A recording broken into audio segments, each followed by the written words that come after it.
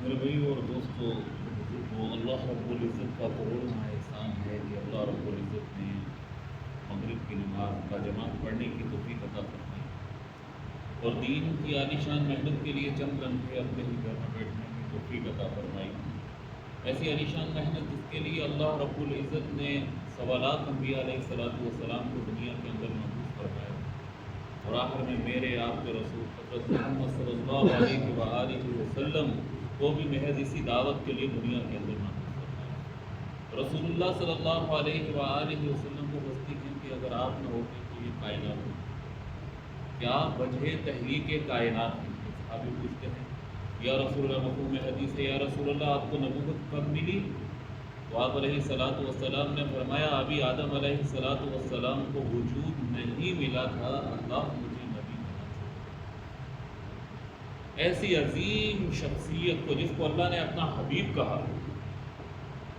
ان کے نام کی قسمیں ہیں، ان کی ذات کی قسمیں ہیں، جن کو اپنے پاس بلایا، اپنا آپ دکھایا، ان کو بھی محض اسی دعوت کے لیے دنیا کے اندر محفوظ فرمایا کہ اے نبی جی جائیے لوگوں کو میرا تعارف کرو، اے نبی جی جائیے لوگوں کو میرا تعارف کرو۔ تو چند لمحے اس فکر کے اندر بیٹھنے کی، اس محنت کے اندر بیٹھنے کی توفیق عطا فرمائی کہ ساری دنیا کا انسان ہوا وہ کافر ہو یا مسلمان ہو، کیسے جہنم سے بچ کے جنت میں جانے والے بن جائے۔ میرے بھائیو اور دوستو، بزرگوں، اس محنت کی بنیاد لا الہ الا اللہ ہے کہ اللہ کے سوا کوئی عبادت کے لائق نہیں، محمد صلی اللہ علیہ وآلہ وسلم حق کے رسول۔ میرے دوستو، جب یہ دنیا بنی تو اللہ رب العزت نے اس دنیا کے اندر دو نظاموں کو چلایا۔ اللہ نے ایک اپنی محنت، مثلاً ایک رحمان کی محنت کو چلایا ہے اور ایک شیطان کی محنت کو چلایا۔ رحمان کی محنت بھی چار باتوں پہ ہے اور شیطان کی محنت بھی چار باتوں پہ۔ جیسے ابھی بھائی نے اعلان کیا کہ کامیابی ساری کی ساری دین کے اندر ہے۔ دین ہماری زندگیوں میں کیسے آئے گا؟ محنت سے آئے گا۔ یہ محنت ہماری ذمہ داری ہے اور اس کے لیے وقت نکالنا ہے۔ یہ چار باتیں ہو گئی، یہی رحمان کی محنت۔ یہ کامیابی ساری کی ساری دین کے اندر ہے، دین ہماری زندگی میں محنت سے آئے گا، یہ محنت ہم سب کی ذمہ داری ہے اور اس محنت کے لیے ہمیں وقت نکالنا پڑے گا۔ میرے دوستو، یہ رحمان کی محنت ہے جو رحمان سے ملا دیتی ہے، اور اس کے مقابلے میں ایک شیطان کی محنت ہے جو یہ ذہن بنا رہا ہے کہ کامیابی ساری کی ساری مال کے اندر ہے، دولت کے اندر ہے، پیسے کے اندر۔ مال کمانا میری ذمہ داری ہے، مال کمانا میری ذمہ داری ہے اور اس کے لیے مجھے وقت نکالنا پڑے گا۔ یہی چار باتیں ہیں شیطان کی محنت۔ اب ہم اپنا محاسبہ کریں کہ ہم رحمان کی محنت پہ چل رہے ہیں یا شیطان کی محنت پہ۔ جو انسان رحمان کی محنت پہ چلتا ہے، اللہ رب العزت اس کو دنیا کے سارے راستے آسان کروا دیتے ہیں۔ ہر طرف چلنے کا راستہ اللہ رب العزت آسان کر دیتے ہیں۔ اللہ رب العزت کا وعدہ ہے کہ اے ابن آدم، ایک تیری خواہش ہے، ایک میری خواہش ہے، تو وہ کر جو میری خواہش ہے تو پوری کر دوں گا وہ جو تیری خواہش ہے۔ اگر تو نے کی نافرمانی اس چیز کی جو میری خواہش ہے تو الجھا کے تمہیں رکھ دوں گا اس میں جو تیری خواہش ہے، ہوگا وہی جو میری خواہش ہے۔ میرے دوستو، ہم کتنا بھی اللہ رب العزت کو چھوڑ کے، اللہ کے طریقوں کو چھوڑ کے، اللہ کے حبیب کے طریقوں کو چھوڑ کے ہم کتنا بھی آگے پیچھے بھاگیں، ہم کتنا بھی شیطان کی محنت پہ چلیں، مال و دولت کے پیچھے پڑیں، جب کوئی مسائل آتا ہے سوائے اللہ کے پاس آنے کے کوئی حل نہیں ہے جہاں سے تلافی ہو سکے۔ اللہ کہتا ہے تم اپنی چاہت کو چھوڑ کے اپنی چاہت کو قربان کر دو میری چاہت کے اوپر، میں اللہ کہتا ہے میں تمہارے لیے کافی ہو جاؤں گا، میں تمہارے ہر کام کو کر دوں گا، تمہارے حالات بہتر کر دوں گا۔ لیکن ہم کہتے ہیں نہیں، ہم کبھی کسی وزیر کا دروازہ کھٹکھٹا رہے ہیں، کبھی کسی مشیر کا دروازہ کھٹکھٹا رہے ہیں، کبھی کسی کی سفارش کروا رہے ہیں، کبھی کسی کی سفارش کروا رہے ہیں، لیکن جب وہاں سے رسوائی مل رہی ہے تو آخر میں ہم مولوی صاحب کے پاس آتے ہیں تو مولوی صاحب دعا کرتے ہیں ہمارا یہ کام ہو جائے، کاش ہم پہلے ہی ادھر آ جاتے، اللہ ہمیں غیروں کے آگے جانے ہی نہ دے، اللہ ہمیں غیروں کے آگے جانے ہی نہ دے۔ میرے دوستو، حالات خراب ہو جائیں، مسائل آ جائیں تو حل کرنے والی ذات کون سی ہے؟ اللہ، لا الہ الا اللہ نے ہمیں سکھایا ہی یہی ہے کہ ہر حال میں مدد کس سے چاہو؟ اللہ، وہی ہے جو ہمیں مشکلوں سے نکال سکتا ہے۔ زندگی موت کا مالک اللہ ہے، خوشی غمی کا مالک اللہ ہے، غم تکلیف کا مالک اللہ ہے، عزت ذلت کا مالک اللہ ہے۔ حالات اللہ ہی کی طرف سے آتے ہیں اور درست بھی اللہ ہی کرتے ہیں۔ ہارون رشید کے زمانے کے اندر قحط آیا، اور اتنا سخت قسم کا قحط تھا کہ پورے ملک کے اندر قحط کا غلے کا فقدان ہو گیا۔ اور ہارون رشید کی سلطنت بنو عباس کے اندر اتنی بڑی سلطنت تھی، اتنی بڑی سلطنت تھی کہ وہ کہیں بھی بادل کو دیکھتے تو بادل کو ایسے اشارہ کر کے کہتے تو کہیں بھی جا کے برس، تیرے برسنے سے جو غلہ پیدا ہوگا وہ مجھ ہی تک آئے گا۔ اتنی بڑی سلطنت کے مالک۔ لیکن جب قحط آیا تو پریشان ہو گئے اور اپنے محل کے چھت کے اوپر ٹہل رہے، اور انہوں نے اپنے استاد اور اپنے وزیر اعظم یحییٰ برمکی کو بلایا اور ان سے مشورہ کیا کہ کیا کیا جائے۔ تو یحییٰ برمکی نے کہا، امیر المومنین، ایک واقعہ میں آپ کو سناتا ہوں، ایک واقعہ میں آپ کو سنا رہا ہوں اور ایک واقعہ یحییٰ برمکی ہارون رشید کو سنا رہے ہیں۔ ایک جنگل کے اندر ایک شیر رہتا تھا اور ایک لومڑی رہتی تھی۔ لومڑی نے کسی سفر پہ جانا تھا اور اس کا چھوٹا سا بچہ تھا۔ اس نے کہا میں کہاں چھوڑ کے جاؤں؟ وہ شیر کے پاس گئی کہ بادشاہ سلامت، یہ میرا بچہ ہے، یہ آپ کی حفاظت میں دے رہی ہوں اور میں کسی سفر پہ جا رہی ہوں، لہٰذا آپ اس کا خیال رکھیں۔ تو شیر کہتا ہے کہ لومڑی بہن، میں ہر حال میں اس کا خیال رکھوں گا، اپنی جان سے زیادہ اس کا خیال رکھوں گا، اس کے کھانے کا خیال رکھوں گا، اس کے پینے کا خیال رکھوں گا، اس کو اپنے کندھے پہ بٹھاؤں گا، اس کو اپنے سر پہ بٹھاؤں گا۔ لہٰذا لومڑی بے فکر ہو کے چلی گئی اور شیر نے ایسا ہی کیا، اس کا خیال رکھ رہا ہے، کھلا رہا ہے، پلا رہا ہے، کندھے پہ بٹھایا ہوا ہے۔ ایک دن اپنے سر پہ بٹھا کے جا رہا ہے، اوپر سے ایک چیل آتی ہے اور اس بچے کو اٹھا کے چلی جاتی ہے۔ لومڑی واپس آتی ہے، کہتی ہے میں شیر کے پاس جاؤں، بچے کا حوال دوں۔ بچے کے پاس شیر سے ملنے آئی تو بچے کا پوچھا وہ کدھر ہے؟ تو شیر کہنے لگا کہ بہن لومڑی، میں نے ہر طرح سے اس کی حفاظت، ہر طرح سے جو میرے ذمے تھا میں نے ہر طرح سے حفاظت کی، لیکن جو عذاب اوپر سے آیا میں اس کی حفاظت نہ کر رہا۔ لہٰذا یہ حالات اوپر سے آئے ہیں، لہٰذا اس کی تلافی بھی ہونی چاہیے۔ اللہ سے رجوع کیا جائے، اللہ سے معافی مانگی جائے، اللہ کے آگے جھکا جائے۔ اللہ ہی حالات کو بہتر کرنے والے ہیں، اللہ ہی ہمارے حالات کو بہتر کرنے والے ہیں۔ آج ہمارا یقین بن چکا ہے، شیطان کی محنت ہوتے ہوتے وہ ہماری زندگیوں میں اس قدر اثر انداز ہو چکی ہے کہ اللہ کی ذات سے اثر لینا، اللہ کے حبیب حضرت محمد صلی اللہ علیہ وآلہ وسلم کی ذات سے اثر لینا ہماری زندگیوں سے نکل چکا ہے۔ آج ہمیں مال سے ہوتا ہوا نظر آ رہا ہے، اسباب سے ہوتا ہوا نظر آ رہا ہے۔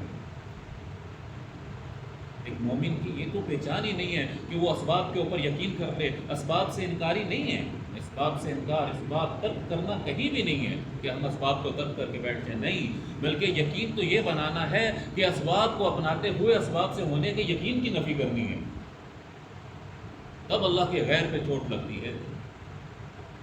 آج ہمارے حالات، آج ہمارے یقین یہ بن چکے ہیں کہ مال ہوگا کامیابی ہے، مال ہوگا کامیابی ہے۔ امریکہ کے پاس سپر پاور ہے، وہ امریکہ کے پاس اسلحہ زیادہ ہے، ہمیں کامیابی نہیں مل سکتی، حالات نہیں بدل سکتے۔ ہندوستان کے پاس فوج زیادہ ہے، ہمارے حالات نہیں بدل سکتے۔ اسرائیل کے پاس زیادہ اسلحہ ہے، حالات نہیں بدل سکتے۔ یہ ہمارا ایمان کمزور ہو چکا ہے میرے دوستو۔ حالات کیسے بھی ہو جائیں، حالات توپوں کے دہانوں پہ ہوں، تلواروں کے سائے کے نیچے ہو جائیں، جتنے بھی سخت ہو جائیں، ایک سیکنڈ کے لیے مت سوچو کہ اللہ سے بڑھ کر ہے جو ہمارے حالات کو بہتر کر سکتا ہے، اللہ سے بڑھ کر جو ہے جو ہمارے حالات کو بہتر کر سکتا ہے۔ یہ یقین کبھی اپنے دل کے اندر مت لانا، ورنہ اللہ رب العزت ہدایت تم سے چھین لیں گے۔ جب اللہ کے غیر کی طرف نگاہ جاتی ہے، اللہ غیر کے حوالے کر دیتے ہیں، اللہ غیر کے حوالے کر دیتے ہیں۔ اللہ رب العزت نے قرآن کے اندر یہ سارے کے سارے واقعات بڑے پڑے ہیں کہ اللہ رب العزت نے حالات کو کیسے بدلا، کیسے اللہ رب العزت کی مدد آئی۔ انبیاء کے جتنے واقعات ہیں یہ قیامت تک آنے والے انسانوں کے لیے راہ ہدایت ہیں قرآن کے اندر۔ کیا فرعون کی ساری طاقت نہیں لگی تھی کہ موسیٰ علیہ السلام کو قتل کرنا ہے؟ کسی نجومی نے کہہ دیا کہ آپ کی قوم کے اندر ایک ایسا بچہ پیدا ہوگا جو آپ کی سلطنت کا خاتمہ کر دے گا، تو لہٰذا ہزاروں کے اعتبار سے ایک روایت میں آتا 70,000 کے قریب بچے قتل کیے گئے. پھر کسی نے کہا کہ ہر کسی کو قتل کر رہے ہو، حکومت کس پہ کرو گے؟ 1 سال قتل کیا کرو، 1 سال چھوڑ دیا کرو. لہٰذا اللہ کی قدرت دیکھیے گا، جس سال چھوڑتا اس سال اللہ رب العزت نے ہارون علیہ السلام کو پیدا کیا، اور جس سال وہ فرعون قتل کرتا تھا اللہ نے موسیٰ علیہ السلام کو پیدا کیا. اللہ چاہتے اس کے برعکس کر سکتے تھے، لیکن اللہ نے اپنی قدرت دکھانی تھی کہ جب میں زندہ رکھنے کا ارادہ کر لوں کون ہے جو موت دے سکتا ہے؟ اللہ نے لا الہ الا اللہ کیا پہچان بتانی تھی. مقصد قیامت تک آنے والے ہر انسان کو سمجھانا تھا کہ جب میں زندگی کا ارادہ کر لوں کوئی موت نہیں دے سکتا. اب موسیٰ علیہ السلام کی ماں کا دل کے اندر کھٹکا ہوا کہ کیا کروں؟ اللہ نے دل میں ڈالا ایک صندوق، لکڑی کے صندوق میں اس کو ڈالو اور دریا میں بہا دو. کہ اللہ پھر کیا ہوگا؟ میرا دشمن، اس کا دشمن فرعون اس کو پکڑے گا، یا اللہ دیکھے گا، قتل کر دے گا. اللہ فرماتے ہیں تو اس کی موت کا غم نہ کھا، اس کی جدائی کا غم نہ کھا، تو دیکھے گی تیری زندگی میں تیری گود میں لاؤں گا، اور ایسے نہیں لاؤں گا. اللہ فرماتے ہیں نبی بنا کے لاؤں گا، نبوت دے کے لاؤں گا. پوری دنیا نے یہ منظر دیکھا کہ جو فرعون موسیٰ علیہ السلام کی جان کے در پہ تھا، اللہ رب العزت نے اسی فرعون کی گود میں موسیٰ علیہ السلام کی پرورش کروائی، اور عام پرورش نہیں ہو رہی، شہزادوں والی پرورش ہو رہی ہے. لا الہ الا اللہ. مخلوق اللہ کے حکم کے بغیر کچھ بھی نہیں کر سکتی. وہ نمرود کی ساری طاقت لگی کہ ابراہیم علیہ السلام کو آگ میں جلانا ہے. اللہ نے ارادہ کر لیا کہ زندہ رکھنا ہے. اب آگ کس کے حکم کی محتاج ہے؟ اللہ کے حکم کی محتاج. آگ اللہ کے حکم کی محتاج ہے، اور اللہ نے ارادہ کر لیا میں نے زندہ رکھنا ہے. ایسی آگ جلائے گی، ایسی آگ جلائے گی کہ فرمایا جاتا ہے کہ اوپر سے گزرنے والا پرندہ بھی جل کے گر جائے، پاس جانے والا بھی جل جائے. اب کوئی آدمی ابراہیم علیہ السلام کو آگ میں دھکیلنے کو تیار نہیں ہے، کیونکہ پاس جائے گا، جل جائے گا. کہتے ہیں ابراہیم تم خود چلے جاؤ. تو اس وقت شیطان نے ایک گولیل نما گزار بنا کے دیا، منجلیک نما. اس میں ابراہیم علیہ السلام کو باندھا گیا اور چلایا گیا. ابراہیم علیہ السلام ہوا میں جا رہے ہیں، دائیں سائڈ پہ پانی کا فرشتہ اور دائیں سائڈ پہ جبریل امین اور بائیں سائڈ پہ پانی کا فرشتہ آ گیا. میرے دوستو، ہر واقعے نے قیامت تک آنے والے انسان کی ہدایت کی روشنی چھپی ہے. ہر واقعے میں اللہ نے ہر واقعے کے اندر بنی نوح انسان کے لیے رہنمائی فرمائی. اب اس واقعے کے اندر کیا اللہ نے رہنمائی، کس طرح اللہ نے لوگوں کا یقین پکا کیا ہے کہ مدد اللہ ہی سے چاہو، مشکل ہو کچھ بھی ہو اللہ ہی کے پکارو. اب دائیں سائڈ پہ جبریل امین آ گئے، بائیں سائڈ پہ پانی کا فرشتہ آ گیا. جبریل امین انتظار میں ہے کہ ابراہیم کچھ کہیں میں کچھ کروں، پانی کا فرشتہ اس انتظار میں ہے ابراہیم کچھ بولے میں کچھ کروں. لیکن ابراہیم علیہ السلام خاموش ہے. آگ کے قریب پہنچے تو جبریل امین کہتے ہیں کہ ابراہیم کیا آپ کو میری ضرورت نہیں؟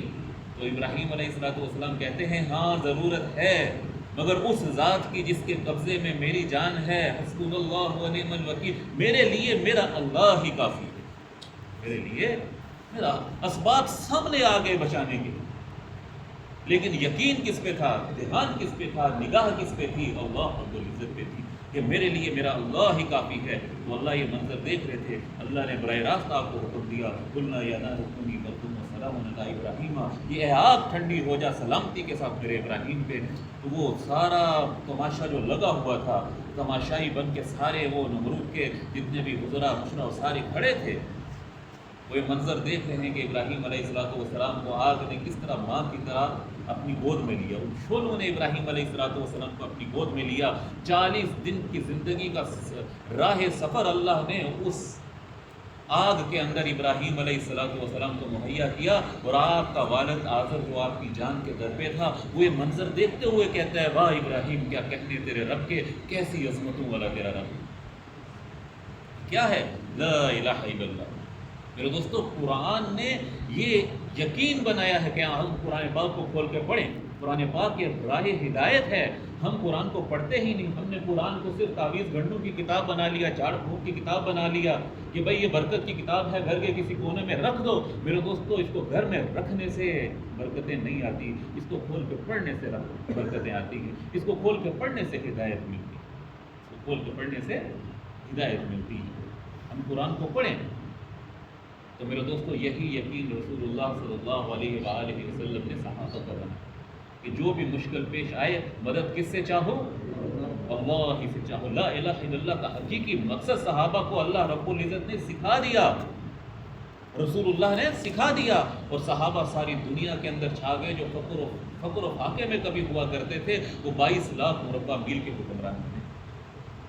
22 लाख मुरब्बा मील के हुक्मरान बने। और वो हुक्मरानी क्यों अल्लाह ने दी? क्योंकि अल्लाह ने वादा किया था, तुम मेरे हुक्मों पे चलोगे, मेरे नबी के तरीक़ों पे चलोगे, मैं तुम्हें वहाँ से अता करूँगा, तुम्हारे वहम व गुमान में नहीं होगा। फिर अल्लाह रब्बुल इज़्ज़त फरमाते हैं कि मैं तुम्हें दुनिया में खलीफा बनाऊँगा। सारी की सारी मखलूक की मोहब्बत अल्लाह, सारी की सारी मखलूक, आपकी मोहब्बत अल्लाह रब्बुल इज़्ज़त सारी की सारी मखलूक में डाल देंगे। अल्लाह ऐसी खिलाफत अता फरमाई, और अल्लाह ने सहाबा को ऐसी खिलाफत अता फरमाई, क्योंकि वो रसूलुल्लाह सल्लल्लाहु अलैहि वसल्लम से कभी ना पूछते या रसूलुल्लाह सुन्नत है, वाजिब है, फ़र्ज़ है, मुस्तहब है, बल्कि रसूलुल्लाह के एक इशारे पे जान देने को तैयार होते। रसूलुल्लाह को जैसा करता देखते वैसे ही करते, जैसा करता देखते वैसे ही करते। उमर रज़ी अल्लाह अन्हु को कुर्ते का आस्तीन बढ़ गया, और वो छुरी के कैंची के बजाय छुरी से काट रहे हैं। बेटे अब्दुल्ला इब्न उमर कहते हैं कि अब्बा जान इसको छुरी से काट रहे हैं, कैंची से काट लें, अच्छा कट जाएगा। कहा नहीं, मैंने रसूलुल्लाह सल्लल्लाहु अलैहि वसल्लम को एक दफ़ा छुरी से काटते देखा, वो रसूलुल्लाह को कैंची मुयस्सर न आई, लेकिन जैसे करते देखा वैसे ही किया। एक जगह से गुजरते तो ठोकर खा के गुजरते। अब पूछते अमीरुल मोमिनीन ठोकर क्यों खाते? यहाँ पे एक पत्थर या था या कोई लकड़ी थी। मफहूम है, अल्लाह को बेशुमार फरमाए कि रसूलुल्लाह यहाँ से गुजरे तो उन्हें ठोकर लगी, जबकि ये अमल उम्मत के लिए नहीं, उन्हें ठोकर लगी, इसलिए मैं ठोकर खा कर गुजर गया। इस तरह नबी रसूलुल्लाह सल्लल्लाहु अलैहि वसल्लम के हर अमल पे सहाबा हर बात पे अमल किया करते, हर बात पे अमल किया करते। तब जाके अल्लाह ने खिलाफत अता फरमाई है, ऐसी खिलाफत अता फरमाई जिसका वादा अल्लाह ने क़यामत तक आने वाले हर इंसान से किया कि वैसा अमल करके तुमको ऐसी खिलाफत दूंगा कि मखलूक तुम्हारे ताबे हो जाएगी। कि फ़रात एक दफ़ा फ़रात का पानी खुश्क हो गया। उमर रज़ी अल्लाह तआला को पता चला कि फ़रात के अंदर एक हिंदुआना रस्म है, एक मुशरिकों की रस्म है कि एक दोशीज़ा लड़की को तैयार करके उसको फेंका जाता है तो पानी ऊपर आ जाता है। उमर रज़ी अल्लाह तआला ने एक ख़त दरे फ़रात का नाम लिखा और कहा कि ये ख़त है उमर इब्न खत्ताब रज़ी अल्लाह तआला का फ़रात के नाम। और उस ख़त में ये लिखा कि और कहा कि इसको फ़रात के अंदर जाके गिरा दो, फेंक दो। और ख़त के अंदर लिखा कि ए फ़रात, तू अगर अल्लाह के हुक्म से बहता है तो बेहतर है, वरना तेरी हमें ज़रूरत नहीं है। तो दरिया फ़रात का पानी चढ़ गया और आज तक दरिया फ़रात का पानी बह रहा है। अल्लाह मखलूक उसके हुक्म के ताबे कर देता है, मखलूक उसके हुक्म के ताबे कर देता है। बारिश नहीं हो रही थी, कहत आ गया, उमर रज़ी अल्लाह तआला ने नमाज पढ़ी, बारिश हुई, हत्ता के बादलों के अंदर से ये आवाज़ें आना शुरू हो गई, मदीने चलो उमर ने बुलाया है, मदीने चलो उमर ने बुलाया है।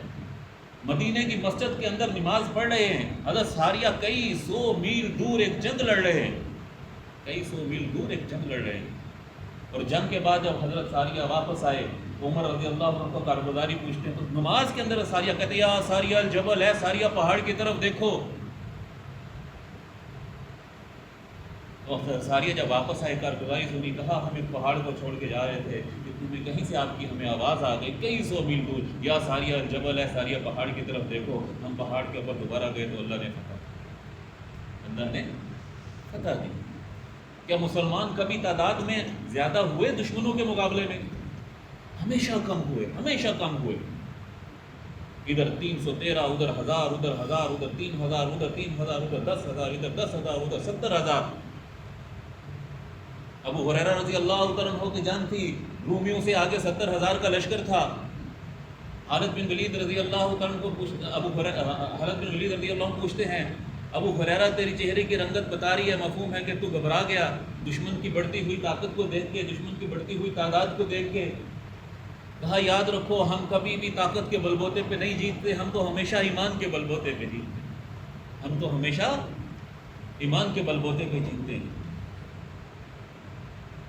ला इलाहा इल्लल्लाह की यकीन, ला इलाहा इल्लल्लाह मुहम्मद रसूलुल्लाह अपने दिलों में लोगे, अल्लाह दुश्मन के ज़रिए, अल्लाह जानवरों के ज़रिए तुम्हारी मदद करवाएगा। हाँ, एक किला काफ़ी अरसे से पता नहीं हो रहा था। खालिद बिन वलीद रज़ी अल्लाह तआला सिपा सलार थे, तो खालिद बिन वलीद रज़ी अल्लाह तआला ने सबको जमा किया और कहा कि भाई ये क्यों पता नहीं हो रहा, ज़रा अपने अमाल पे गौर करो, कोई गलती तो नहीं होगी। लिहाजा कहा कि सब रोज़ा रखेंगे, सब रोज़ा रखेंगे। سب نے روزہ رکھا. خالد بن ولید رضی اللہ تعالیٰ عنہ اپنے خیمے میں گئے تو خیمے میں افطاری کے لیے کچھ بھی نہ. اپنے خادم سے پوچھا کہ افطاری میرے لیے نہیں رکھی؟ کہا حضرت رکھی تھی. پھر اگلے دن روزہ رکھا, پھر دیکھا افطاری نہیں ہے, پھر کہا اس نے رکھی تھی. پھر روزہ رکھا اس سے اگلے دن, تو خالد بن ولید کہتے ہیں چھپ کے دیکھتے ہیں یہ افطاری لے کون جاتا ہے. کہتے ہیں ہم چھپ کے دیکھ رہے تھے, افطاری کے وقت ایک بھیڑیا آیا, افطاری کے وقت ایک بھیڑیا آیا اور اس نے اس افطاری کو اٹھایا اور وہ چل پڑا. ہم نے کہا یا اللہ کی ضرور کوئی مدد ہے. خالد بن ولید دبلے تھے, وہ چل پڑے, اتنے میں ایک سوراخ سا تھا جہاں پہ باقی نہیں جا سکتے تھے, لیکن خالد بن ولید دبلے تھے, وہ گھس گئے اس کتے کے پیچھے, وہ بھیڑ جانور کے پیچھے گھس گئے اور وہ سوراخ جا کے دشمنوں کے قلعے کے اندر کھلتا تھا, قلعے کے اندر کھلتا تھا. حضرت خالد واپس آئے, وہاں گئے, وہاں سے پھر گئے اور سارے لشکر کو جمع کیا, اندر جا کے دروازہ کھولا, اللہ نے فتح پا لی. اللہ ایسے مدد کرواتے. تو میرے دوستو آج ہمیں مدد کی ضرورت ہے کہ نہیں ہے؟ آج مسلمان دنیا میں رسوا ہو رہا ہے کہ نہیں ہو رہا ہے؟ کبھی ہم نے سوچا ہے کہ اللہ ہماری مدد کیسے کریں گے؟ کیا ہم مال کے اندر مضبوط ہیں؟ کیا ہم اسباب کے اندر مضبوط ہیں؟ کیا ہم وسائل کے اندر دشمن سے زیادہ مضبوط ہیں؟ بالکل نہیں, بالکل بھی نہیں. آج ہم اگر کسی دشمن سے جنگ لڑتے ہیں تو ہمارے پاس 10 دن کی لڑنے کی طاقت نہیں ہے.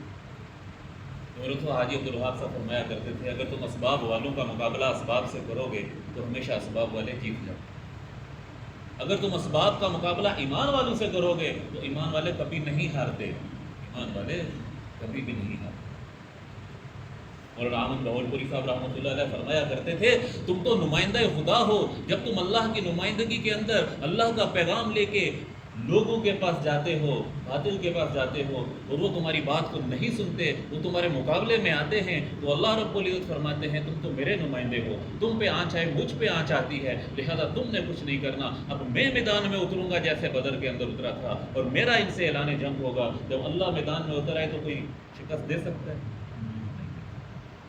تو میرے دوستو یہ ساری کی ساری کمزوری ہماری اپنی ہے کہ ہم نے لا الہ الا اللہ کی محنت کو سمجھا نہیں. اس محنت کرنا تو دور کی بات, ہم نے اس کو سمجھا ہی نہیں, اس کے مقصد کو ہی نہیں پہچانا. تو باقی اعمال ہماری نمازیں کہاں تک مقبول ہیں؟ کیا ہماری نمازیں اس لیول تک پہنچ سکتی ہیں کہ اللہ کی مدد ہم تک آئے کہ ہمارے دلوں میں اللہ کا غیر بسا ہوا ہے؟ ہمارے دلوں میں اللہ کا غیر بسا ہوا ہے تو ہماری نمازیں کیا ہمیں اللہ کے ہاں نجات دلائیں گی؟ اللہ نے پوچھا نا اے یعقوب ہم نے تمہاری آنکھیں لے لی اور یوسف کو تجھ سے جدا کر دیا, کبھی تو نے سوچا کہ ہم نے ایسا کیوں کیا؟ یا اللہ آپ بہتر جانتے ہیں. کہتے ہیں اللہ تو نماز پڑھا, یعقوب آپ نماز پڑھ رہے تھے اور یوسف علیہ السلام تمہارے بازو میں رو رہے تھے, تم مجھ سے ہم کلام تھے اور تم نے یوسف کی طرف دیکھا. میں نے کہا ایک تو میرا نبی ہوں, مجھ سے ہم کلام تھے اور دیکھے میرے غیر کی طرف. جن آنکھوں سے دیکھا ہے وہ آنکھیں لے لوں گا, جس کو دیکھا ہے اس کو جدا کروں گا, جدا کروں گا. کہ ہم پہ حالات آ گئے, ہم مسائل کا شکار ہو گئے, ہم مسجد آ نہیں سکتے, ہمیں تکلیف ہے کہ ہمیں رسول اللہ صلی اللہ علیہ وسلم سے بڑھ کے تکلیفیں حاصل پہنچی ہیں, کہ ہمیں صحابہ سے بڑھ کے تکلیفیں پہنچی ہیں. ان کے پاس تو کھانے کو کچھ نہیں ہوا کرتا تھا. رسول اللہ مسجد نبوی کے اندر بیٹھے ہوئے ہیں, رنگ پیلا پڑا ہوا ہے, پیٹ پہ پتھر باندھے ہوئے ہیں. ابو ہریرہ رضی اللہ عنہ کو آتے ہیں, رنگ پیلا پڑا, کیا رسول اللہ میرے ماں باپ آپ پہ قربان, آپ بیٹھ کے نماز پڑھیں, اور یوں پیٹ کی طرف اشارہ کیا, اے ابو ہریرہ 3 دن ہو گئے اس پیٹ میں ایک لقمہ تک نہیں گیا, اس پیٹ میں ایک لقمہ تک نہیں گیا. ہاں یا رسول اللہ دونوں جہانوں کے خزانوں کی چابیاں آپ کے قدموں کے اندر ہیں, آپ احد پہاڑ کو اشارہ کریں تو سونے کا بن جائے, آپ بھوکے ہیں؟ کہا نہیں, ایک دن کھانا کھاؤں گا, ایک دن بھوکا رہوں گا. اپنی امت کے غریبوں کو تسلیاں دی جا رہی ہیں کہ میری امت کے غریب یہ نہ سوچیں کہ ہمارے نبی تو بادشاہوں والی زندگی بسر کر کے ہو رہا, بھوکے ہیں. میرے دوستو ہر موڑ پہ رسول اللہ صلی اللہ علیہ وسلم نے اس امت کے فرق کے لیے دعائیں کی. اللہ کا تعارف کرواؤ لوگوں کو کہ اللہ تم سے کتنی محبت کرتے ہیں, اللہ کے ہر فیصلے میں تمہارے لیے کتنی محبت چھپی ہوئی ہے. اولاد نہیں ہو رہی ہے بھی اللہ سے بھی, یہ بھی اللہ کی حکمت ہے, ہوتی کتنی نافرمان ہو. تم کسی مسائل میں گرے ہوئے ہو، اللہ رب العزت کتنے بڑے مسائل سے تجھ کو بچانا چاہتے ہیں. ہر عمل میں اللہ کی محبت کو تلاش کرو. اللہ تو کفار کے اندر، کفار کو اللہ تعالیٰ قرآن پاک میں کہتے ہیں یا ایھا الانسان ما غرک بربک الکریم، اے دنیا کے انسانوں، جس میں حالی مسلمان نہیں ساری دنیا کے انسان ہیں، تمہیں کس چیز نے مجھ سے بدگمان کر دیا ہے. اللہ تو ادھر محبت دکھا رہا ہے. تو بنی اسرائیل کے واقعے اکثر ہم سنتے ہیں، ہمیں یاد نہیں ہے. ایک بنی اسرائیل کا نوجوان تھا، بڑا گنہگار تھا، بڑا ہی گنہگار تھا. بستی والوں نے نکال دیا، جنگل میں چلا گیا، موت قریب آ گئی. دائیں دیکھتا ہے بائیں دیکھتا ہے، کوئی نہیں ہے. کہتا ہے یا اللہ میرے نہ دائیں ہیں نہ بائیں ہیں، صرف تو ہی تو ہے. یا اللہ مجھے معاف کرنے سے اگر تیرے خزانے میں کمی آتی ہے تو مت معاف کر، اور اگر مجھے معاف نہ کرنے سے تیرا خزانہ بڑھ جاتا ہے تو تیری مت. اس نے یہ بولے جان نکل گئی. موسیٰ علیہ السلام پہ وحی آئی کہ موسیٰ جاؤ جنگل میں، فلاں جنگل میں. اس گنہگار کا اللہ کہتے ہیں فلاں جنگل میں میرا ایک دوست ہے.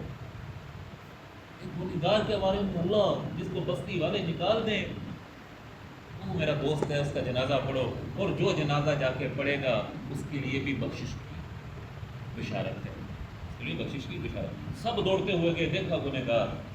تو اللہ موسیٰ علیہ السلام پوچھتے ہیں یا اللہ یہ تو بڑا گنہگار تھا. کہتا ہے موسیٰ جس انداز میں اس نے مجھ سے معافی مانگی ہے، کنجوسی کر گیا، سارے عالم کے انسانوں کی معافی مانگتا تو میں معاف کر دیتا. عالم کے انسانوں کی معافی مانگتا. عمر رضی اللہ کا زمانہ ہے. عمر رضی اللہ مسجد نبوی میں سوئے ہوئے ہیں، اور ایک آدمی ایک گویّا تھا جو بوڑھا ہو چکا ہے، چھپ چھپ کے گانے گاتا تھا، اور اب کوئی سنتا نہیں ہے. بھوک آ گئی، فاقے آ گئے. تو ایک جنت البقیع کے پاس، قبرستان کے پاس ایک درخت کے پیغ لگا کے اللہ سے باتیں کر رہا ہے. یا اللہ آواز تھی، گاتا تھا، کچھ آ جاتا تھا، تو کچھ بھی نہیں ہے. یا اللہ میرا غیب سے انتظام فرما. تو ادھر عمر رضی اللہ عنہ کو خواب کے اندر آواز آتی ہے جاؤ اس بندے کی جا کے ضرورت پوری کرو. عمر رضی اللہ عنہ ننگے پاؤں ننگے سر دوڑتے ہوئے آتے ہیں. کہتے ہو بھائی کون ہو تم؟ تو دیکھتا ہے تو عمر رضی اللہ عنہ کو ڈر سے دوڑنے لگتا ہے. کہتے ہیں تو ڈر کے کیوں دوڑ رہا ہے؟ جس سے باتیں کر رہا ہے اسی نے بھیجا. وہ گر گیا زمین پہ، رونے لگا، کہنے لگا یا اللہ ساری زندگی تیری نافرمانی کی، تجھے نہ بلایا، آج تجھے بلایا تو صرف پیٹ کی خاطر بلایا، اور تو مجھے نہ بھولا. تو میرے دوستو آج ہم اللہ سے مانگیں، آج ہم اللہ کی حکموں پہ چلیں، نبی کے طریقوں پہ چلیں. کیا اللہ ہماری مدد نہیں کریں گے؟ کریں گے نا. تو میرے دوستو یہ دعوت و تبلیغ کی محنت ہے ہی یہی کہ ہمارے دل اللہ سے کیسے جڑ جائیں، ہمارے دل کیسے اللہ سے جڑ جائیں، ہمارے دل میں کیسے ہر وقت اللہ اللہ ہو. یہ دعوت و تبلیغ کی ساری محنت مخلوق کو اللہ سے جوڑنے کا نام ہے. صحابہ کہا کرتے تھے دشمنوں کو، جب دشمن ان کے سامنے آفر کیا کرتے تھے کہ بھائی بادشاہت لے لو، مال و دولت لے لو، پیسے لے لو، دین کو چھوڑ دو، تو وہ کہا کرتے تھے کہ ہم تو اللہ کی طرف سے بھیجے گئے لوگ ہیں.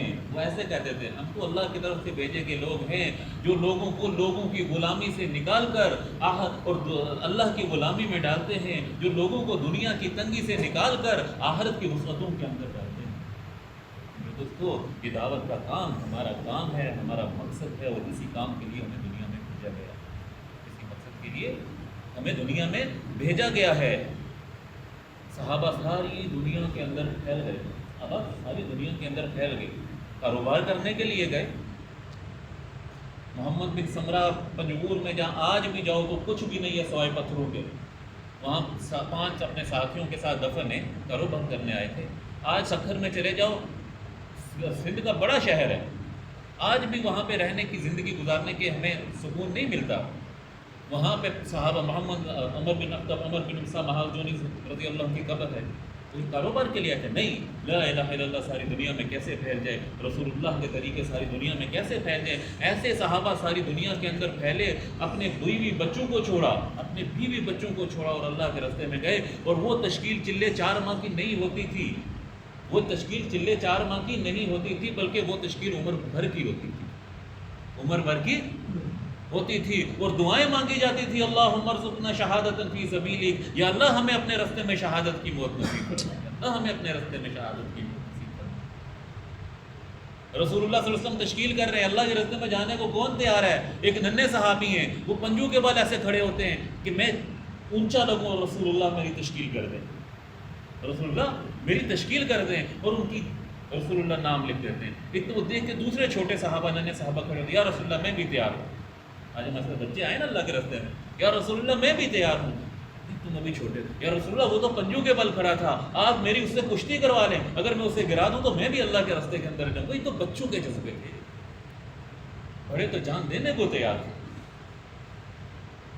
تو میرے دوستو, آج ہم نے اس کام کو نہ کیا, کل ہمارے پاس قیامت کے دن کوئی حجت نہیں. اور ہم یہ کام نہ کریں, اللہ کو ہماری واللہ ہماری ضرورت نہیں ہے. اللہ کو ہماری, اللہ کسی اور محلہ کہتا ہے میں کسی اور مخلوق کو پیدا کر دوں جو اس کام کے کرنے والی ہو, کوئی مجھے روک سکتا ہے؟ ایک عرب تھے, ایونٹ کے اندر رو رہے تھے, ایونٹ کے اندر رو رہے تھے اور کہہ رہے تھے, او پاکستانیوں, او پاکستان والوں, اس کام کی قدر کر لو, اس کام کی قدر ہم نے نہ کی, اللہ نے وہاں سے اٹھا کے تمہیں دے دیا اور تم اس کی قدر نہ کرو گے, اللہ کو تمہاری ضرورت نہیں ہوگی. کل یہ نہ ہو کہ تم کہو کہ امریکہ کے اندر مرکز ہے, یورپ کے اندر دین کا مرکز ہے اور اللہ ان سے دین کا کام لے رہے ہیں. اللہ کسی سے بھی لے سکتے ہیں, اللہ کسی سے بھی لے سکتے ہیں. میرے دوستو, اس کام کو سیکھو اور ساری دنیا میں کرنے کا اس کو مقصد بناؤ, اپنی زندگیوں میں لانے کا مقصد بناؤ کہ آج سے پہلے یا اللہ جو ہو گیا ہے اللہ اس پہ ہم توبہ کرتے ہیں, آئندہ اپنی زندگی کو اس مقصد کے تحت گزاریں گے. یا اللہ آج کے بعد تیرا کوئی حکم نہیں چھوٹے گا, تیرا کوئی نبی کا طریقہ نہیں ہماری زندگی سے چھوٹے گا. یا اللہ آج ہم اس چیز کی نیت کرتے ہیں, عہد کرو, اور یہ اٹھنے سے پہلے اپنے دل میں تہیہ کر لو کہ ہم اپنی باقی ساری زندگی تیرے حکم اور تیرے نبی کے طریقوں کے مطابق گزاریں گے. اس کام کو اپنا مقصد بنا کے کریں گے اور ہم خود بھی اس پہ چلیں گے, اوروں کو لانے کی اس پہ محنت کریں گے, خود پورے دین پر چلتے ہوئے اوروں کو اس دین پر لانے کی ہم محنت کریں گے. اس کا عزم کرو کہ اس کام کو چارما لگا کے پہلی فرصت میں ہم سیکھیں. تو بھائی کون کون تیار ہے جو اس کام کو چارما لگا کے سیکھے گا اور ساری زندگی مقصد بنائے گا؟ سارے ساتھی ماشاءاللہ کھڑے ہو کے ارادہ فرماؤ, ہر ارادہ